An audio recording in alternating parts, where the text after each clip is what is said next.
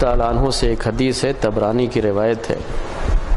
شیخ البانی نے اس کو صحیح قرار دیا ہے۔ راوی ہیں ابو ہریرہ رضی اللہ تعالی عنہ۔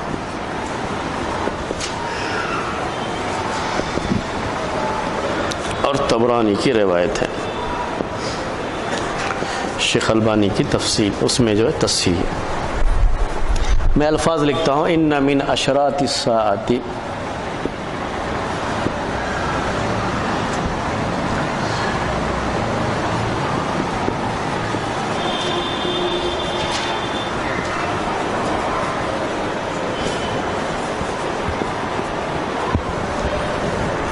ان من اشراط الساعۃ ان یظہر الشح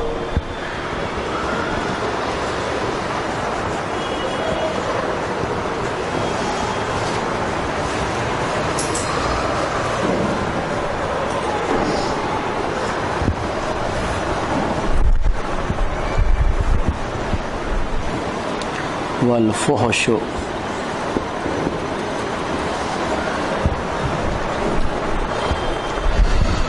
ويؤتمن الخائن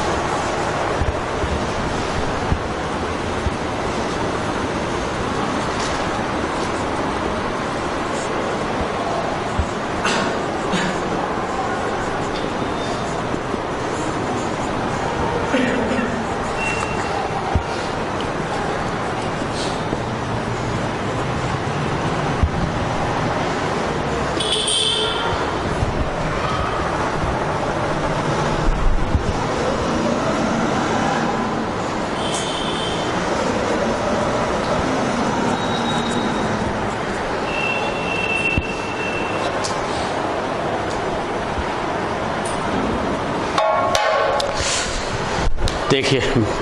الحمدللہ رب العالمین والصلاۃ والسلام علی رسول الامین وعلی آلہ واصحابہ اجمعین وبعد۔ یہ حدیث ابو ہریرہ رضی اللہ تعالیٰ عنہ سے مروی ہے اور طبرانی کی روایت ہے۔ شیخ البانی رحمۃ اللہ علیہ نے اس کو صحیح قرار دیا ہے۔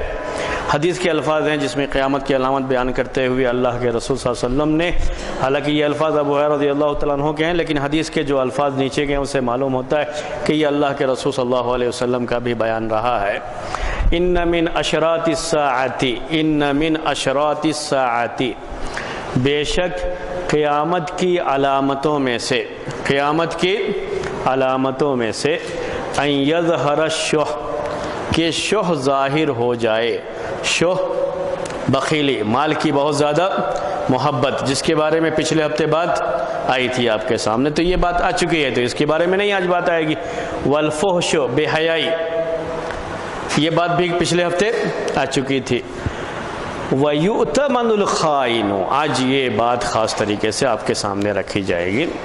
وَيُؤْتَمَنُ الْخَائِنُ وَيُخَوَّنُ الْأَمِينُ۔ قیامت کی علامتوں میں سے یہ بھی ہے کہ کسی خائن کو امانت دار سمجھا جائے گا اور امانت دار کو خائن سمجھا جائے گا۔ یعنی جو کرپٹ ہے وہی سب سے زیادہ اچھا مانا جائے گا، اور جو اچھا ہے اس کو لوگ کرپٹ لوگوں میں پیش کریں گے کہ یہ غلط ہے، ایسا ہے ویسا ہے، یہ خائن ہے۔ تو خائن خیانت کرنے والا، امین امانت والا آدمی۔ تو قیامت کی علامت میں بیان کیا اللہ کے رسول صلی اللہ علیہ وسلم نے، کیا ہے؟ جو خائن ہے، کرپٹ، اس کو امانت دار سمجھا جائے گا، اسی کو لوگ اچھا سمجھیں گے، اسی کو لوگ اس کی عزت کریں گے، آگے بڑھائیں گے۔ اور جو واقعی معنی میں امانت دار ہے اسے کیا سمجھا جائے گا؟ خائن سمجھا جائے گا، خیانت کرنے والا، اور کوئی بھی اسے پسند نہیں کرے گا۔ یہ شکل پیدا ہو جائے گی، قیامت کی یہ علامت ہے، علامت پائی جاتی ہے ابھی، ہو سکتا ہے کہ آگے اور بھی زیادہ ہو، لیکن اس دور میں بھی کافی حد تک بالکل واضح یہ علامت پائی جاتی ہے۔ آپ جہاں بھی کام کرتے ہوں، بہت سارے لوگ رہتے ہوں، وہاں آپ یہ چیز ضرور دیکھیں گے۔ جو آدمی جتنا زیادہ اپنی چرب زبانی جھوٹ بولتا ہے، یہ کرتا ہے، اتنا ہی اس کو آگے بڑھایا جاتا ہے، اس کو لوگ ہاتھوں ہاتھ لیتے ہیں۔ اور کوئی شخص بہت ہی امانت دار، اللہ سے ڈرنے والا ہے، تو لوگ پہلی کوشش یہ کرتے ہیں کہ اس کے اوپر ہی کوئی الزام لگا کر کے اس کو ہی باہر کیا جائے، اس کو ہی خائن بنا کر کے پیش کر کے اس کو لوگ باہر کرنا چاہتے ہیں۔ ایسے کسی بھی امانت دار آدمی کو کہیں بھی لوگ پسند نہیں کرتے۔ ہم نے جو اور جگہوں پر تو دیکھی، اپنی جگہ پر بات ہے ہی، لیکن ہم نے یہ باتیں کہاں دیکھی ہیں؟ جس ماحول میں ہم خود رہتے ہیں وہاں دیکھی۔ جو واقعی امانت داری چاہتا ہے اس کو لوگ پسند نہیں کرتے، اور ایسے لوگ جن کی خیانت ثابت ہو چکی ہے اس کو پھر بھی رکھتے ہیں۔ ان کو یہ رہتا ہے کہ آگے چل کر کے یہ آدمی ہمارے کام آئے گا، اور جو امانت دار زیادہ دکھائی دے رہا ہے اور ظاہر کر رہا ہے کہ بہت امانت دار ہے، اس سے کبھی بھی ہم کو خطرہ ہو سکتا ہے، کیونکہ وہ رکھنے والا جو باس، جو مالک ہے، وہ خود امانت دار نہیں ہوتا ہے۔ بہت ساری جگہوں پر اس کے یہاں خیانت پائی جاتی ہے۔ تو ڈر کس سے محسوس کرتے ہیں لوگ؟ امانت دار آدمی سے، اور اس امانت دار کو خائن سمجھ کر کے یا لوگوں کے سامنے اس انداز سے پیش کر کے اسی کو دور کیا جائے گا، اور جو واقعی کرپٹ ہے، خائن ہے، اس کو ایسا پیش کیا جائے گا کہ دنیا کا سب سے بڑا امانت دار یہی ہے، اور اس کے لحاظ سے لوگ اسے قبول کریں گے، لوگوں کے سامنے اسے پیش کیا جائے گا۔ اور اس میں بہت زیادہ کردار یا رول کہہ لیجئے کس کا ہوتا ہے؟ آج کے دور میں میڈیا کا ہوتا ہے، پیش کرنے میں اس طرح سے۔ اور یہی قرآن میں، یہ جو حدیث میں لفظ ہے وہ یہی ہے، یعنی امین کو خائن پیش کیا جائے گا اور خائن کو امانت دار۔ ایسا لوگ کریں گے، ایسا جو ہے لوگوں کے سامنے ظاہر کریں گے، تو لوگ ویسے ہی سمجھے گا، جیسا پیش کیا جاتا ہے ویسا ہی لوگ سمجھنے بھی لگتے ہیں۔ ایسا میں نے بہت محسوس کیا، یعنی جہاں کی بات جو کرتا ہوں اس کا مطلب یہ ہوتا ہے کہ اب تک ہماری زندگی کہاں گزری ہے؟ پوری مدرسوں میں پڑھنے میں یا پڑھانے میں گزری ہے، تو ہم نے یہی دیکھا ہے وہاں۔ تو یہ چیز ہم نے وہاں دیکھی ہے، دوسری جگہوں پہ، اس کا مطلب یہ ہے دوسری جگہوں پر نہیں ہے، دوسری جگہوں پر بھی یہ چیز پائی جاتی ہے، ہو سکتا ہے اس سے بھی کہیں زیادہ دوسری جگہوں پر یہ چیز پائی جاتی ہو، لیکن ہم نے وہاں پر بھی یہ چیز دیکھی ہے جہاں خاص طریقے سے دین کے نام پر ہی سارے کام ہوتے ہیں، وہاں پر بھی یہ امانت اور خیانت کی باتیں چلتی ہیں، وہاں پر بھی یہ مسائل دیکھے جاتے ہیں، سامنے آتے ہیں، ساری چیزیں ہوتی ہیں۔ اور اکثر یہ دیکھا گیا ہے کہ مدارس میں بھی جو بہت امانت دار لوگ ہوتے ہیں ان کو لوگ جلدی برداشت نہیں کر پاتے، ان سے بھی لوگ پریشانی اپنے اندر محسوس کرتے ہیں۔ ان کے لیے کہیں بھی کسی ادارے میں رکھ کر کے کام کرنا، یہاں تک کہ دینی ادارے میں بھی رہ کر کے کام کرنا بڑا مشکل معلوم ہوتا ہے، ان کو مشکل نظر آتا ہے یہ۔ تو یہ شکل ہوتی ہے۔ اور جب ہم یہ مثال پیش کرتے ہیں اس کا مطلب ہی نہیں کہ دوسری جگہوں پر نہیں ہے، دوسری جگہوں پر یہ چیز اور بھی زیادہ ہوتی ہے، ہر جگہ یہ چیز پائی جاتی ہے۔ لیکن یہ قیامت کی علامت اللہ کے رسول صلی اللہ علیہ وسلم نے بیان فرمائی ہے۔ یہاں جو پیش ہے وہ ابو ہریرہ رضی اللہ تعالیٰ عنہ نے بیان فرمائی ہے، اور ابو ہریرہ رضی اللہ تعالیٰ عنہ اپنی طرف سے یہ بیان نہیں کر سکتے، بہرحال اللہ کے رسول صلی اللہ علیہ وسلم سے ہی سن کر کے انہوں نے بیان کیا ہے۔ تو وَيُؤْتَمَنُ الْخَائِنُ وَيُخَوَّنُ الْأَمِينُ، یہ بات زیادہ وضاحت کرنے کی ضرورت نہیں ہے اس کی۔ اسی کے تعلق سے ایک دوسری حدیث ہے، میں چاہتا ہوں وہ صحیحین کی حدیث ہے، وہ الفاظ آپ کے سامنے میں جو ہے لکھتا نہیں ہوں، لیکن اس کی شرح میں آپ کے سامنے یہ حدیث پیش کر رہا ہوں، اور یہ حدیث حذیفہ بن یمان رضی اللہ تعالیٰ عنہ کی ہے، جن کا بھی تذکرہ آیا تھا، جن کے بارے میں نے آپ سے کہا کہ فتنوں کی اور قیامت کی علامتوں کے تعلق سے بہت ساری باتیں اللہ کے رسول صلی اللہ علیہ وسلم نے ان کو بتائی تھی، ان کو صاحب السر بھی کہتے ہیں، اسی لحاظ سے اللہ کے رسول صلی اللہ علیہ وسلم کے رازداں تھے۔ تو حذیفہ بن یمان رضی اللہ تعالیٰ عنہ یہ کہتے ہیں روایت کرتے ہوئے کہ امانت اٹھا لی جائے گی، امانت اٹھا لی جائے گی، آہستہ آہستہ امانت لوگوں کے دلوں سے اٹھا لی جائے گی، امانت ختم ہوتی جائے گی، اور خیانت، کرپشن یہ زیادہ لوگوں میں آتا جائے گا، یہاں تک کہ آگے پھر کہتے ہیں یہاں تک کہ یقال للرجل ما اجلدہ ما اظرفہ ما عقلہ وما فی قلبہ مثقال حبۃ من خردل من ایمان۔ کسی شخص کے بارے میں دنیا میں تعریف کرتے ہوئے یہ کہا جائے گا کہ آدمی دیکھو کتنا اچھا ہے،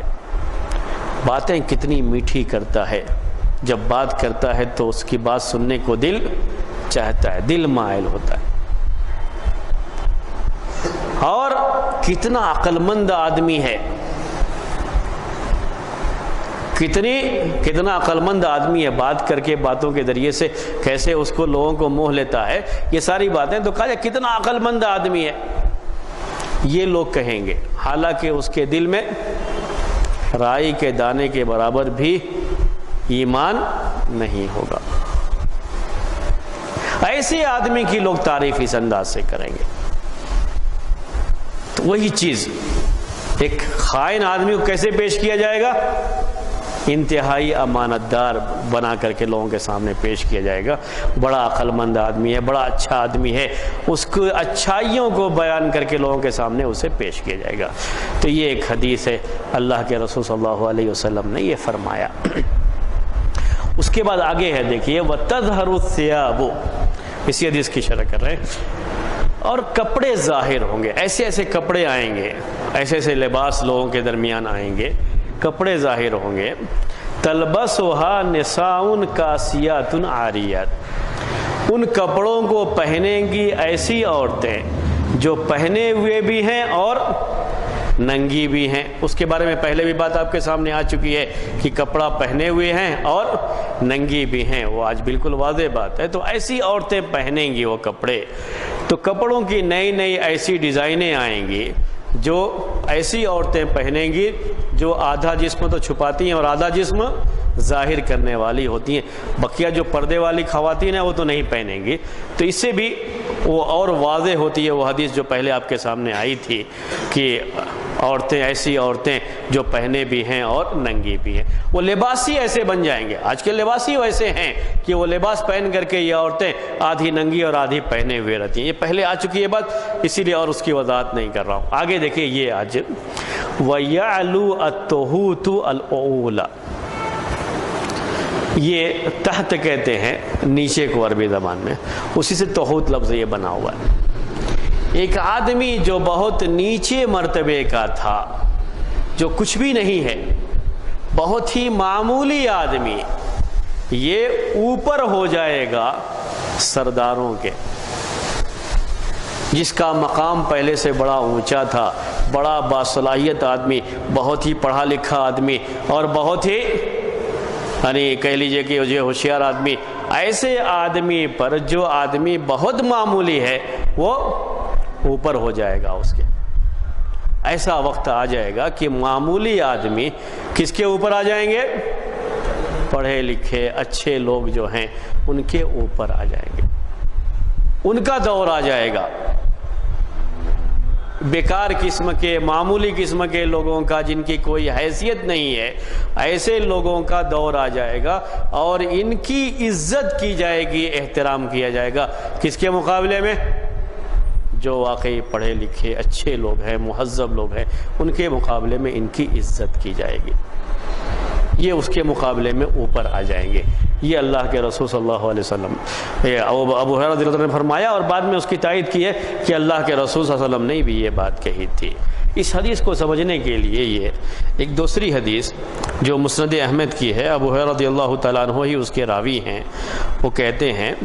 کہ لا تذهب الدنيا حتى تصير للقع ابن لقع۔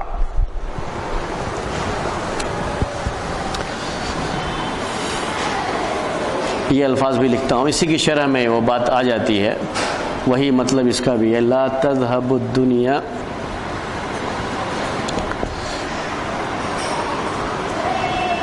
حتى تصير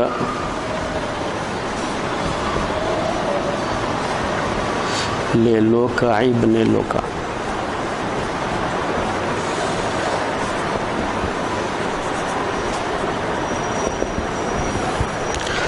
لقع کہتے ہیں فلاں بیوقوف آدمی، احمق قسم کا جو آدمی ہوتا ہے اس کو عربی میں لقع کہتے ہیں۔ کہ دنیا ختم نہیں ہوگی، اس کا لفظی معنی دنیا ختم نہیں ہوگی۔ دوسرے لفظوں میں آپ کہہ سکتے ہیں قیامت نہیں آئے گی، کیونکہ قیامت آئے گی دنیا ختم ہو جائے گی، تو دنیا ختم نہیں ہوگی یہاں تک کہ یہ دنیا بیوقوف، احمق، بیکار اور جو بھی چور ڈاکو قسم کے لوگ ہیں ان کے لیے یہ دنیا ہو جائے گی، یعنی دنیا میں انہی لوگوں کا دبدبہ ہو جائے گا، انہی لوگوں کا رعب رہے گا، انہی لوگوں کا احترام کیا جائے گا۔ دنیا کے مالک یہی لوگ جو ہے بن جائیں گے، دنیا میں بادشاہت ایسے ہی لوگوں کے ہاتھ میں آ جائے گی جو لقع ہیں، بیوقوف قسم کے لوگ، بیوقوف قسم کے لوگ، اسٹوپڈ جسے کہتے ہیں، یا اس طرح کے الفاظ جو بھی استعمال کرتے ہیں وہ سب ہے اسی طرح کے لوگ، جن کی لوگ عزت اس وجہ سے نہیں کرتے ہیں کہ وہ اچھے ہیں، بلکہ ان کی برائی سے بچنے کے لیے ان کی عزت کرتے ہیں، ورنہ حقیقت میں ان کو عزت کے قابل نہیں ہے۔ جو عزت کرنے والے ہیں وہ بھی سامنے تو صاحب سلام کہتے ہیں لیکن پیٹھ پیچھے گالیاں دیتے رہتے ہیں، تو وہ عزت والی بات وہی رہتی ہے، احترام والی بات یہی رہتی ہے۔ تو ایسے لوگوں کے ہاتھ میں یہ دنیا آ جائے گی، دنیا چلی جائے گی، تو یہ قیامت کے قریب ہونے کی علامت ہے۔ تو یہاں پر وہی بات تھی، یعلو الطہوت العولا، اچھے لوگ ان کے ہاتھ سے دنیا چلی جائے گی، ان کے ہاتھ سے عہدے چلے جائیں گے، ان کے ہاتھ سے بادشاہت چلی جائے گی، یہ لوگ ملکوں کے بادشاہ نہیں رہیں گے، وزیر اعظم نہیں رہیں گے، وہ جو ہے وزیر نہیں رہیں گے، کن کے ہاتھ میں چلی جائے گی؟ انتہائی احمق اور برے قسم کے لوگوں کے ہاتھ میں چلی جائے گی، جن کی اپنی کوئی زبان نہیں ہوگی، جن کی کوئی اپنی تہذیب نہیں ہوگی، اور لوگ ان کا احترام صرف ان کی برائی سے بچنے کے لیے کرتے ہیں، ورنہ حقیقت میں پیٹھ پیچھے لوگ ان کی برائیاں کرتے رہتے ہیں، لیکن ان کے ہاتھ میں جو طاقت ہوتی ہے اس کی وجہ سے ان کی برائی سے محفوظ رہنے کے لیے سامنے لوگ ان کا احترام کرتے ہیں۔ یہی بات ایک تیسری حدیث میں جو کہ حذیفہ بن یمان رضی اللہ تعالی عنہ سے مروی ہے، مسند احمد ہی کی روایت ہے، وہ الفاظ بھی آپ کے سامنے رکھتا ہوں۔ اسی لفظ کی شرح میں یہ ساری روایتیں ہیں، تو ساری روایتوں میں ایک ہی نشانی بیان کی گئی ہے، اس لیے وہ ساری حدیثیں ایک ساتھ پیش کرتا ہوں۔ تو مسند احمد کی ایک روایت جو کہ حذیفہ بن یمان رضی اللہ تعالیٰ عنہ سے مروی ہے، اس میں الفاظ ہیں لا تقوم الساعۃ،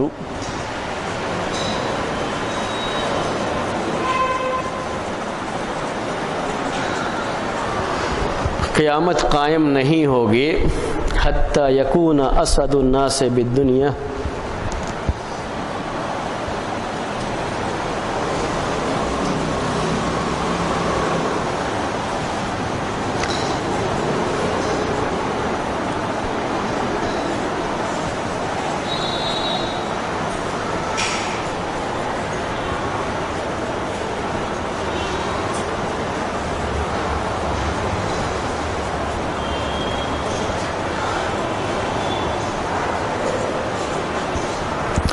حتی یکون اسعد الناس بالدنیا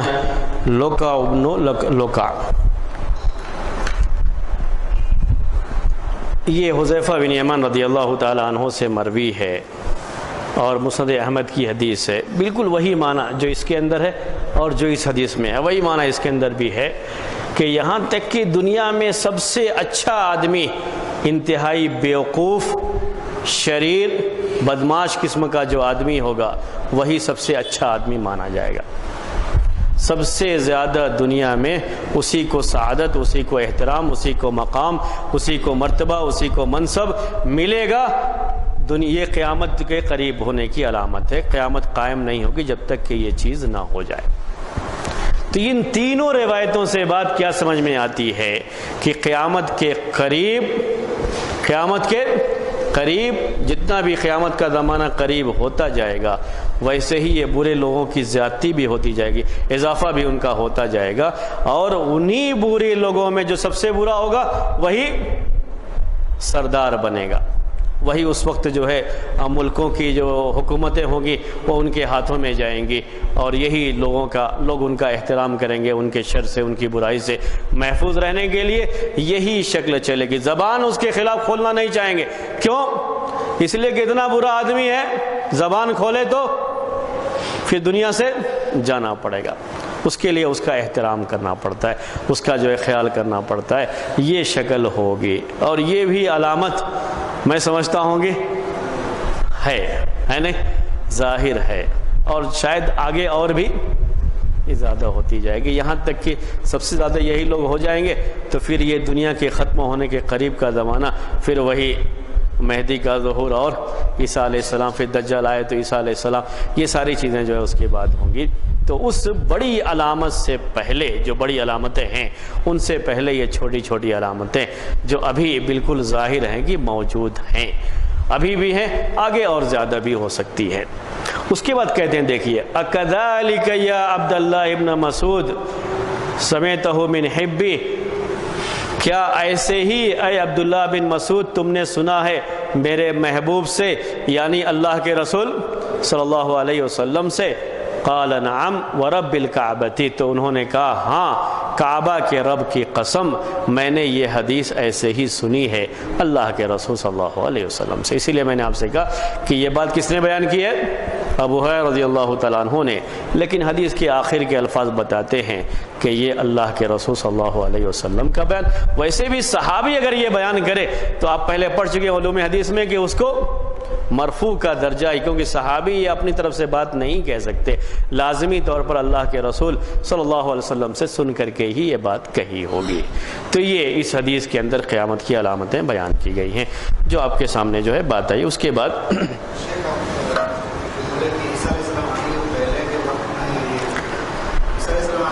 عیسیٰ علیہ السلام کے آنے سے پہلے، یعنی جو بھی ایسے ہی بڑھتا جائے گا یہ فساد، اور جو ہے اسی میں جو ہے دجال کا بھی مسئلہ آئے گا. اور فساد بڑھتا ہی جائے گا، دجال کے زمانے میں بھی اور بڑھے گا. پھر جو ہے پھر مہدی کا ظہور، عیسیٰ علیہ السلام کا ظہور اس کے بعد ہوگا جو ہے.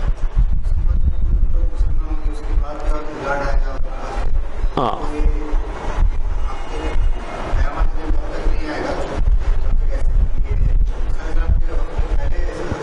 یہ تو وقت سے پہلے کی بات جو ظاہر ہو رہی ہے تو اس سے پہلے کی بات ہے، کیونکہ چھوٹی علامت ہے. اور عیسیٰ علیہ السلام کا ظاہر ہو جانا یہ بڑی علامتوں میں سے. تو چھوٹی علامتوں کے بعد کیا آئے گی؟ بڑی علامتیں جو آئیں گی، بڑی علامتیں. اور اس کے بارے میں ہم یہ چھوٹی علامتیں انشاءاللہ جلدی ختم ہو جائیں گی. تو ساری بڑی علامتیں جو بھی ہیں اس کی جو تفصیلات ہیں انشاءاللہ آپ لوگوں کے سامنے وہ تفصیلات جو ہے پوری لائی جائیں گی. یہاں تک کہ عیسیٰ علیہ السلام کے تعلق سے بھی، مہدی علیہ السلام کے تعلق سے بھی، اور دجال کے تعلق سے، اور یہ یاجوج ماجوج کے تعلق سے بھی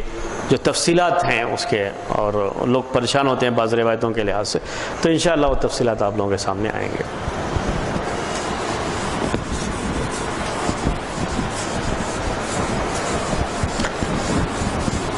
ابھی جو بھی علامتیں آ رہی ہیں یہ سب چھوٹی علامتیں کہلاتی ہیں جو بڑی علامتوں سے پہلے کی بات ہے.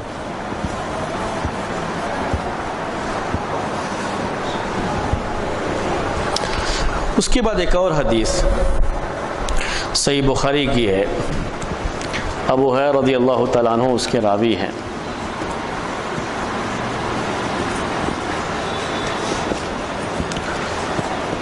حدیث صحیح بخاری کی ہے۔ اللہ کے رسول صلی اللہ علیہ وسلم نے ارشاد فرمایا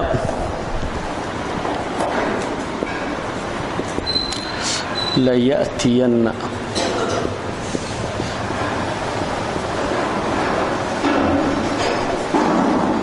عَلَى النَّاسِ زَمَانٌ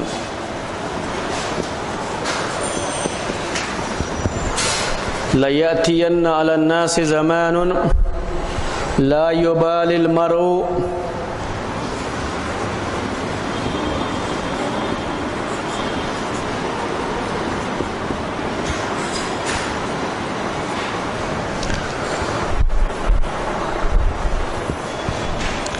بما أخذ المال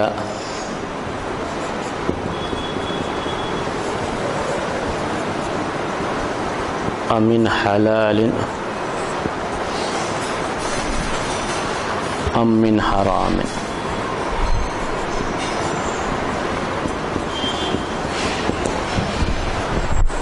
صحیح بخاری کی یہ حدیث جس میں یہ بیان ہے، اللہ کے رسول صلی اللہ علیہ وسلم نے فرمایا کہ لوگوں پر ایک ایسا وقت بھی آئے گا، لَيَأْتِيَنَّ عَلَى النَّاسِ زَمَانٌ، لوگوں پر ایک ایسا وقت بھی آئے گا، ایک ایسا زمانہ بھی آئے گا، اور ضرور یہ زمانہ آئے گا، تاکید ہے اس میں لَيَأْتِيَنَّ، تاکید ضرور لوگوں پر ایک ایسا وقت آئے گا لَا يُبَالِ الْمَرْءُ کہ آدمی پرواہ نہیں کرے گا، کیئر نہیں کرے گا، پرواہ نہیں کرے گا، بما اخذ المال کہ مال اس کے پاس کیسے آیا، مال کیسے آیا اس کی کوئی پرواہ نہیں رہے گی، اس کا کوئی بھی خیال نہیں رہے گا، امن حلال ام من حرام، حلال سے آیا ہے یا حرام سے آیا ہے، آدمی اس کی تمیز کھو دے گا کہ حلال سے آیا ہے یا حرام سے آیا ہے، مال آیا ہے اس کی فکر رہے گی، لیکن مال کیسے آیا ہے اس کی فکر کرنا لوگ چھوڑ دیں گے، اس کے بارے میں زیادہ کیئر نہیں کریں گے۔ یہ اللہ کے رسول صلی اللہ علیہ وسلم کا بیان، صحیح بخاری کی حدیث، جس سے یہ پتہ چلتا ہے کہ آخری زمانے میں لوگ حرام اور حلال کی تمیز کھو دیں گے، یہ چیز ختم ہو جائے گی، قیامت کی یہ علامت، اس میں کوئی بات شبہ کی بات نہیں ہے کہ بہت حد تک چیز پائی جاتی ہے، اور جیسے وقت گزرتا جائے گا حالات بتاتے ہیں کہ شاید آگے چل کر کے یہ چیز ویسے ہی اور زیادہ بھی ہوتی جائے گی۔ ابھی کل ہی ایک صاحب سے بات ہو رہی تھی کاروبار کے تعلق سے، ان کے اور نوکری کے تعلق سے، تو ایک یہ بات تھی کہ وہ بینک میں نوکری کرنے کے تعلق سے مسئلہ تھا وہ سب، تو انہوں نے کہا کہ کسی اور صاحب نے ان کو یہ بتایا کہ کیوں اس میں بینک میں نوکری کرنے میں کیا فرق، کیا ہم تو کسی سے سودی کوئی کاروبار نہیں کرتے، کوئی چیز نہیں کرتے، ہم کیا کرتے ہیں، صرف جاتے ہیں کام کرتے ہیں اور اسی کی ہم کو تنخواہ ملتی ہے، ہم تو اس میں کچھ بھی نہیں کرتے ایسا کہ اس کی وجہ سے ہمارا مال حرام ہو جائے گا، ہم تو کام کرتے ہیں، کام کرنے کی ہم کو اجرت ملتی ہے، اس لیے اس کے بارے میں کیوں سوچتے ہو کہ جو ہے وہ حرام ہے، بینک میں کام کر رہا ہے۔ تو یہ ایک چیز سامنے آئی، یہ ذہن بنتا جائے گا، تو اس کا مطلب کیا ہوتا ہے کہ اب آدمی حرام اور حلال کی تمیز کو چھوڑ دے گا، جتنا زیادہ یہ ذہن بنتا جائے گا اتنی زیادہ یہ چیز بڑھتی جائے گی، لوگوں میں پریشانی بڑھتی جائے گی، جبکہ صرف سودی کاروبار کرنا یہی حرام نہیں ہوتا ہے، بلکہ اس کو لکھنا بھی جو ہے، لکھنے والے کا بھی وہی حکم ہوتا ہے، وہ بھی حرام ہوتا ہے، لیکن اب وہ چیز لوگ آہستہ آہستہ ان کے ذہنوں سے چلی جائے گی، ختم ہو جائے گی، تو لوگوں کو اس کی پرواہ نہیں رہے گی۔ ابھی بھی اللہ کا فضل و کرم ہے کہ آپ کو بہت سے لوگ دنیا میں ملیں گے ایسے مسلمان جو اس کی فکر کرتے ہیں کہ میرے پاس جو مال آیا وہ حلال کا ہے یا حرام کا ہے، بہت سے لوگ ملیں گے بھی آپ کو، اور بڑی تعداد میں ملیں گے ایسے لوگ، تو ابھی کافی نیک لوگ موجود ہیں، لیکن جیسے وقت گزرتا جائے گا ایسے لوگ زیادہ ہوتے جائیں گے جو اس کی پرواہ نہیں کرتے ہیں کہ حرام سے آیا ہے یہ مال یا حلال سے آیا ہے، ان کی پرواہ ان کو نہیں ہوگی، ایسے لوگوں کی زیادتی ہو جائے گی، یہ قیامت کی علامتوں میں سے، اور حالات بتا رہے ہیں کہ ایسے لوگ آئندہ چل کر کے اور زیادہ ہو جائیں گے، کیونکہ ایسی تجارت کی شکلیں آ رہی ہیں جس میں حرام اتنا زیادہ ہے کہ ان حرام سے بچنا آہستہ آہستہ لوگوں کے لیے مشکل ہوتا جائے گا، اور جب مشکل ہوتا جائے گا تو یہ چیز بھی ختم ہو جائے گی کہ کیا حلال ہے اور کیا حرام ہے، چلو جو بھی آیا وہ جو ہے اندر لاؤ، حلال اور حرام کی تمیز جو ہے چھوڑ دو۔ ایسے بہت سے آپ کو مسلمان ملیں گے ابھی بھی جو مختلف جگہوں پہ کام کرتے ہیں اور بڑے بڑے اداروں میں کام کرتے ہیں، اور آپ کو یہ سن کے تعجب ہوگا کہ اس میں ایسے لوگ بھی ہیں جو مختلف اداروں سے فارغ بھی ہیں، یعنی کسی مدرسے کے پڑھے ہوئے، لیکن بعد میں ان کو کسی یونیورسٹی میں جگہ مل گئے، پروفیسر بن گئے، آگے چل کر کے ہوتے ہوتے جو ہے، تو ایسے لوگوں سے ڈائریکٹ میری یعنی ان کی زبان سے ڈائریکٹ میرے کان نے یہ باتیں سنی ہیں، یعنی بیچ میں کوئی بھی واسطہ نہیں، ان کی زبان سے بھی ایسی باتیں نکلتی ہیں، کیا ہے یہ، اس میں کیا فرق پڑتا ہے؟ حکومت کی جو بھی اسکیمیں ہوتی ہیں، حکومت کے پاس جو پیسے آتے ہیں، یہ پیسے حکومت کے یہ پیسے ہمارے جو انکم ٹیکس جو پیسے کٹتے ہیں وہ بھی پیسے ہوتے ہیں اس کے اندر، تو اگر حکومت کی طرف سے پیسے آ رہے ہیں تو کیوں ہم یہ سوچیں کہ یہ جائز ہے یا یہ جائز نہیں ہے؟ نہیں، جو بھی آ رہا ہے اسے حاصل کریں۔ تو ایک ذہن بن گیا، یہ یعنی مینٹالٹی آدمی کے پاس ایسی آ گئی کہ اب جو بھی حکومت سے آ رہا ہے سب کیا کرو، لے لو، اس کی پرواہ کیے بغیر کہ یہ حلال ہے یا حرام ہے۔ اسی لیے آپ کو ایسے بہت سے لوگ ملیں گے ابھی، اور ایسے لوگوں کی تعداد بڑھتی جا رہی ہے جو کسی مدرسے میں پڑھاتے ہیں، لیکن ان کی تنخواہ، ان کی سیلری کس سے آتی ہے؟ حکومت سے آتی ہے۔ تو ایسے بھی لوگ آپ کو ملیں گے جو اس کی پرواہ نہیں کرتے کہ یہ جائز ہے یا جائز نہیں ہے، حالانکہ پڑھاتے کہاں ہیں؟ مدرسے میں پڑھاتے۔ میں آپ کو وہ بتا رہا ہوں، سیلری میں کوئی مسئلہ نہیں ہے، اس کے بعد کیا ہوتا ہے؟ سیلری ان کی 40,000 ہے، بہت ساری اسکیمیں ہوتی ہیں، اگر آپ یہ اسکیم لے لو گے تو آپ کا انکم ٹیکس اتنا بچ جائے گا۔ میں نے دیکھا اکثر لوگ وہ اسکیمیں لیے ہوئے ہیں، حالانکہ وہ کہاں پڑھاتے ہیں؟ مدرسے میں پڑھاتے ہیں، کس سے بچنے کے لیے؟ کہ ٹیکس سے اتنا بچ جائیں گے، حالانکہ وہ جائز نہیں ہے۔ تو انشورنس کی بہت ساری شکلیں ہیں جو جائز نہیں ہیں، لیکن وہ بھی اختیار کر لیتے ہیں،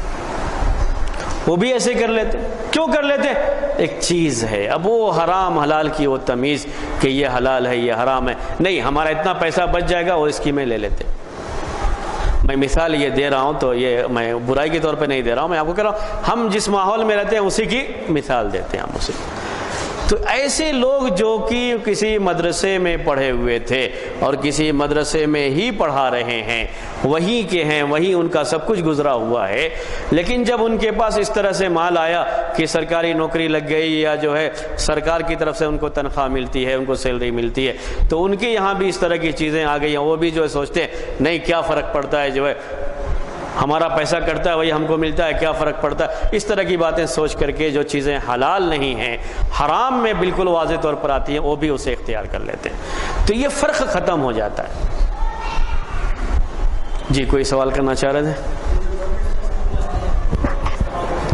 جی اس میں دیکھنا ضروری ہے کہ وہ حلال میں سے ہیں یا نہیں ہیں، یاد رکھ لیجئے،